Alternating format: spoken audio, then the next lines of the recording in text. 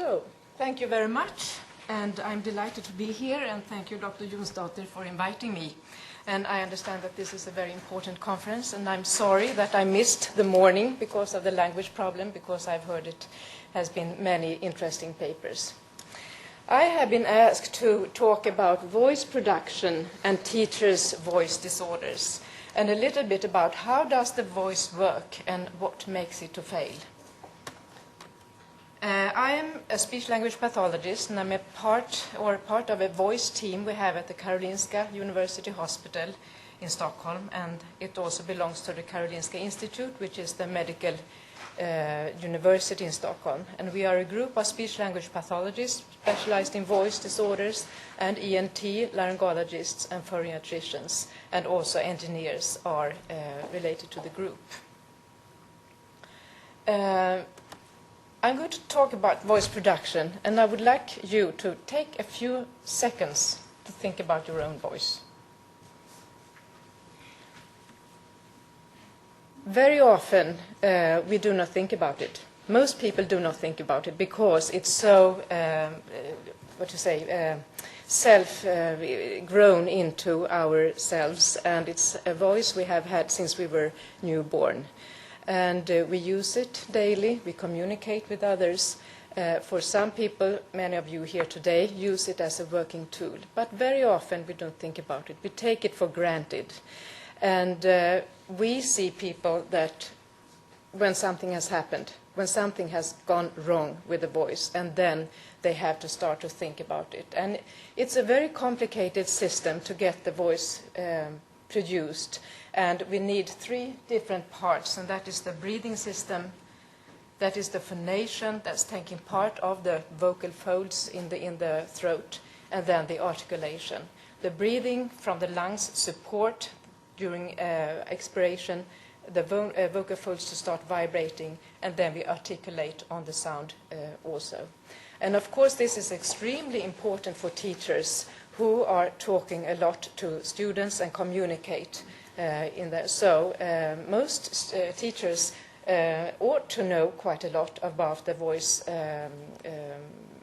tool. At least in our country, very little information is given to teachers nowadays. Before, it was very clear that the teachers should train their own voice to be very safe and to know how to use it.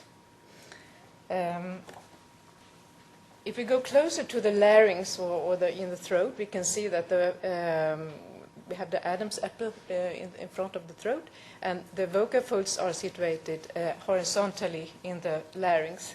And this is from the upper view, and we can see that it is not like strings, but it is layered by muscles and mucus. And if you just put your fingers here, and you do like a s first, and then you take a z, you feel the vibration, and then the vocal folds started to vibrate. So, and that can be done because it's a very elaborate structure of a vocal fold. This is a transection from one vocal fold, and we have an epithelium, and inside is a muscle. And then from the epithelium down to the muscle, there are different layers that makes the vocal folds vibrate in a very, very delicate manner. So this instrument is good, and it's made to vibrate. So that's why we have a vibrator here in our throats, and that should be that way. But sometimes, yeah, I will look. We will look now at some vocal fold vibrations. It's taken by a healthy male voice, and it's actually one of our doctors that examined himself. And this is made by a stroboscopy because the vocal folds vibrate very, very fast. So this is with a stroboscopic light that we can see the vocal fold vibrations much more in detail. So these are the vocal folds.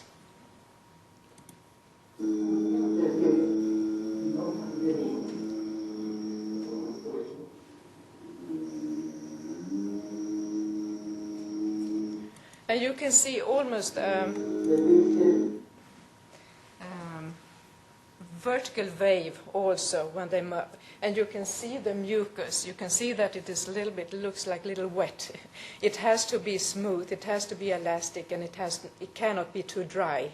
That's one reason why it's important not to have too dry indoor quality, because that makes otherwise the vocal folds to have a very hard to vibrate. So they're good for vibrations. And how fast do they vibrate then? This was a picture when we looked at it that was much slower than it is in real time. So the vocal folds vibrate about, when I speak now, about 200 times per second. And for a male voice, the male has longer vocal folds, so the voice pitch is lower, about 100 cycles per second. And if I would sustain the tone for about 1 minute, and I have a vocal a hertz of 200 cycles per second, that will be easily to 12,000 cycles in 1 minute. And for a male voice, about 1 octave lower, the half size. So, which means that there are a lot of vibrations going on here. And we know from research that teachers' vocal fold vibrate about 20 to 30% of their working time. So it is not the speaking time, because they speak more, but the vocal folds vibrate, and that's all the voiced segments of the speech. And that makes up to 1 to 2 million vibrations for one whole day. So you can think about, if you are teachers, that is what's going on here. So if you feel some kind of tiredness in your throat and so on, it's not so strange, because there's a lot of activity going on. And if you are a music teacher and sing in a higher register, that will be even higher. So then it can happen that even if the vocal folds are good to vibrate, there might be a case when it's too much work on that. And that can be then a damage in the surface here, damage to the lamina propria, and also it can be fatigue in the muscle. So it really can happen that the vocal fold tissue gets damaged if it's too much pressure and too much work on it. So this is a picture of some kind of voice activity, and this is time, and this is some kind of tissue reaction. So when I speak now, I speak for maybe 20 minutes, and then I can rest my voice, and after a while I feel fine. Sometimes I speak very, very much, and I can actually feel some strain in my throat. But if I relax and can be quiet for a while, I go back to normal. Then sometimes it happens that too much voice use leads to some tissue change, and even if I rest my voice, it is not going back to normal. Something then has happened to the vocal fold tissues, like a swallowing, like a vocal nodule, something.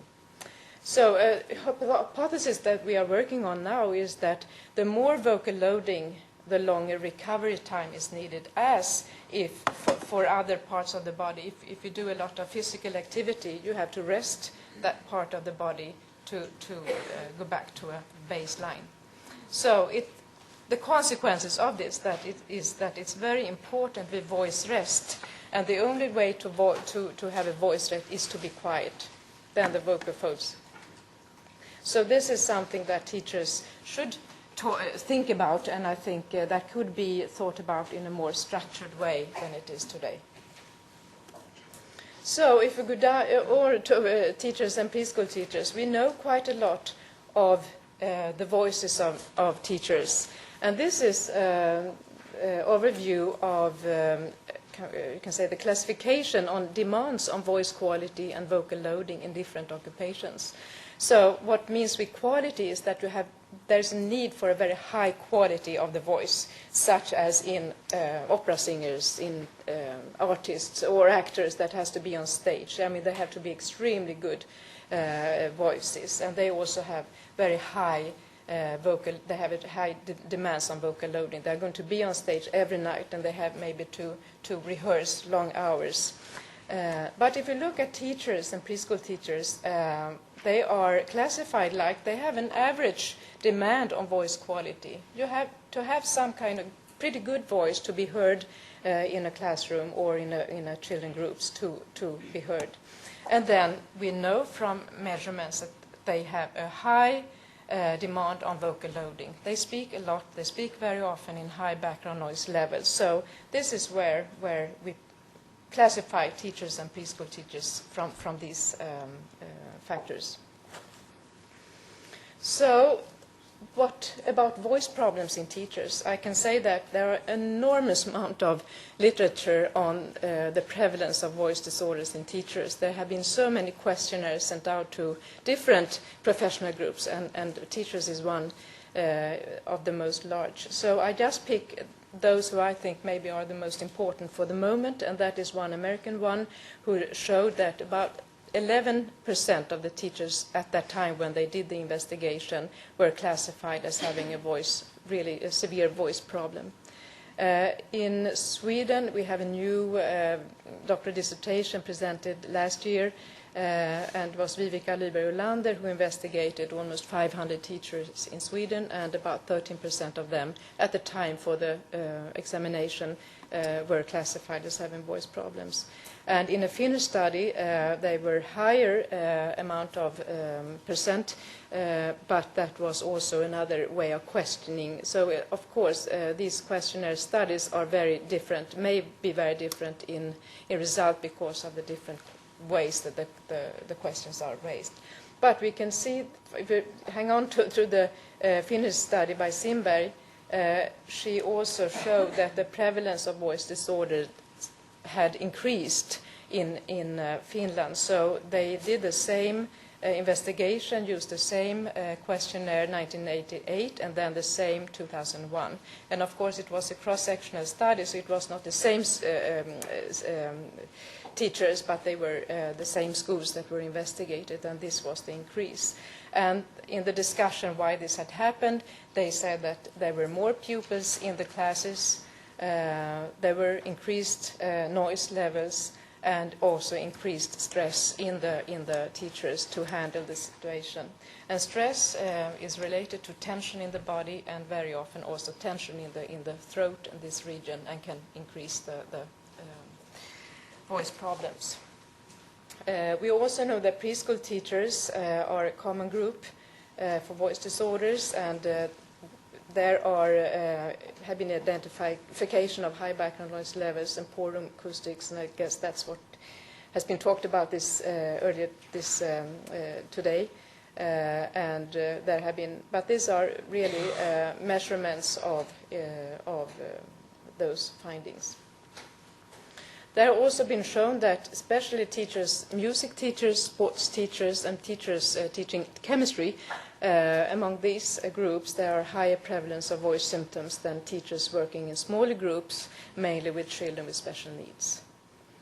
And we can think about music and sport teachers that has to be very often in large rooms, often other activity noise from the activity they are dealing with. And chemistry is about a lot of air and toxicants.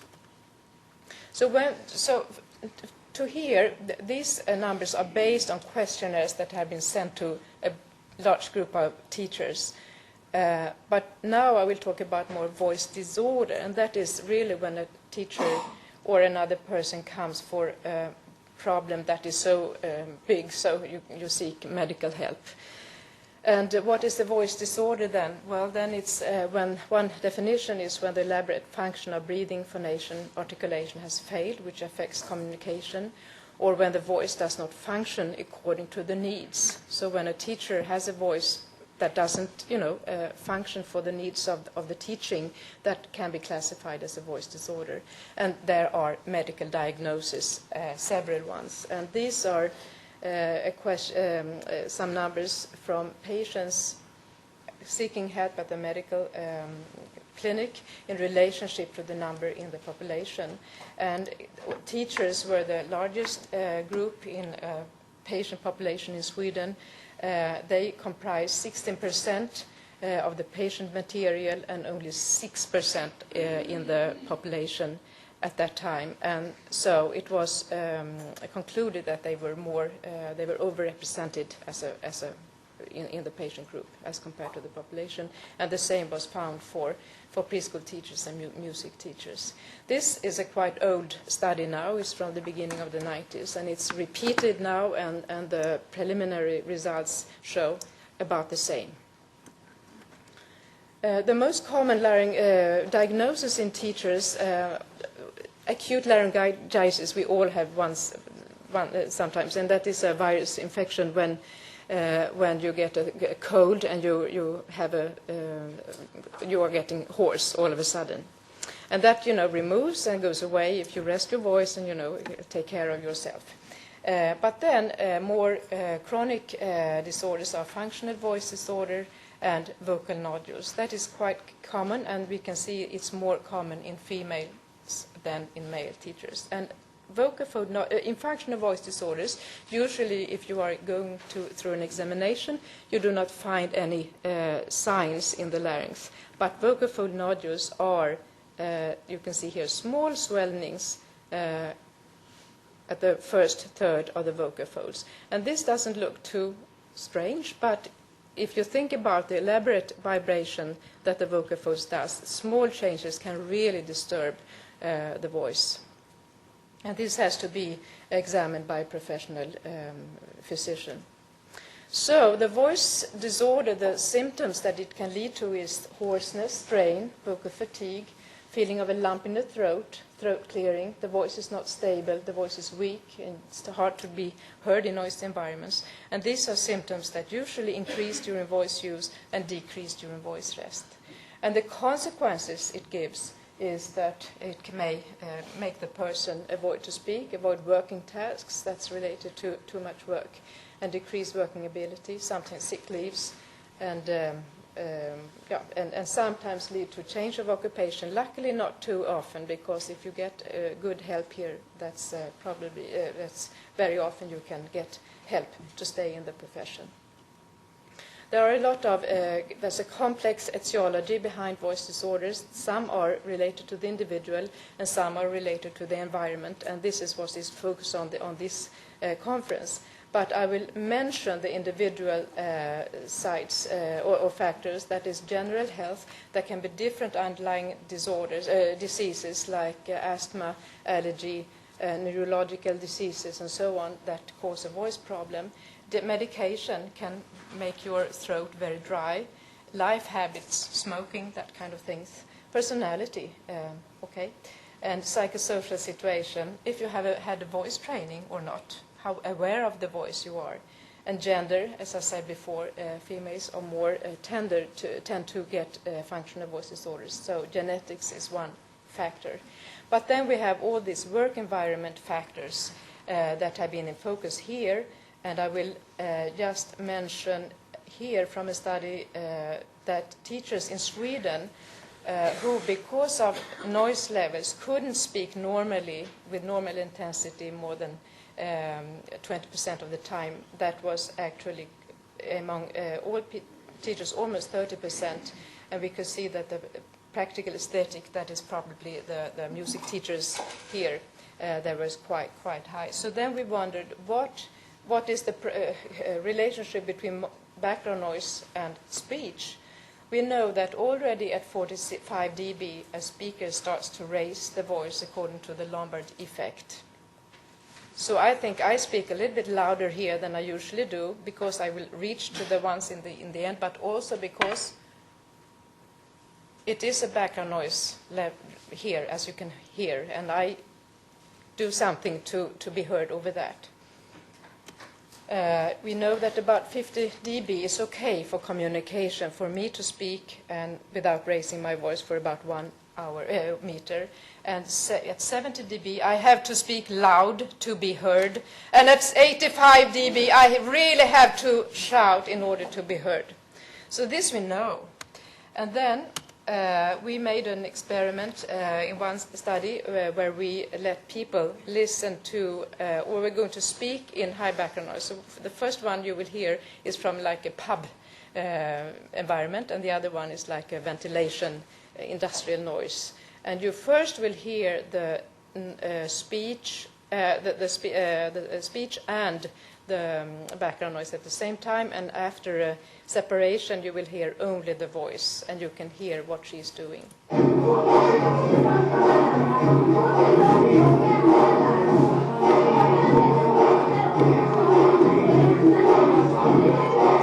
vi ändå kommer bort från varandra, så gå till loppen och vänta där.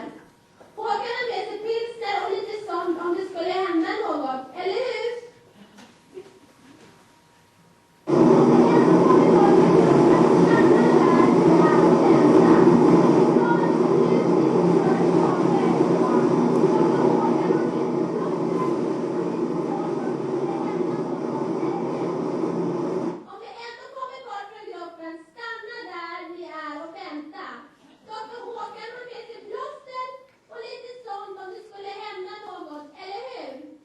So you can hear, it's hard to hear when she was in the noise, but after you can hear that she actually, what happens, well, she spoke louder, or this is what we do, or all of us, when we are going to be heard in background noise.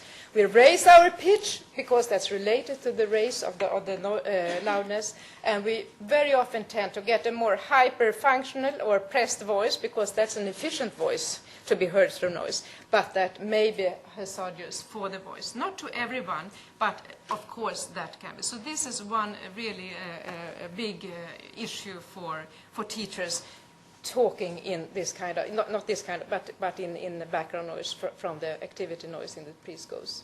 So sum up, the teachers are at risk to develop voice distortion. We know that because from the patient load. They have extremely high demands on the voice related to the profession, but many employers and teachers do not seem to be aware of that.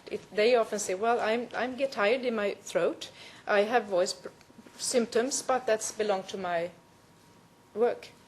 And we think it's maybe not only that, but it's belong to the work situation. So to improve vocal health among teachers, the knowledge has to increase about voice production, risk factors for voice disorders, and voice ergonomics. And prevention is needed for students during their education, but also later on for teachers. It can be organized courses. And I would sum up with some ergonomic recommendations. There are a lot of things, of course, but related to what I've been talking about today, it could be wise to plan a schedule with pauses for voice rest, really if I feel any voice symptoms. Try to decrease the noise levels at the source, of course, but try not to be heard of a noise. Go closer to the listener. Drink water, air humidity, and I will have the picture of the vocal folds that you understand that they have to be very elastic and humidity, And then when you have a cold and are hoarse, try to stay at home and rest the voice. That's hard for a teacher. In other professions, maybe you can go to the work but do other things, but for a teacher it's difficult. Take early signs of symptoms seriously. This has been shown by studies from Finland that the earlier you can get help, the better it is. And if you are hoarse more than 2 weeks without an upper respiratory infection, see a doctor. It's very important with a medical assessment. As I said before, there can be so many different background factors or causes for a voice problem. And then it's a laryngologist or a phoniatrician that should be seen. And that is what Anna Björk was and did a wonderful work in her career. So thank you very much. This is where I came from.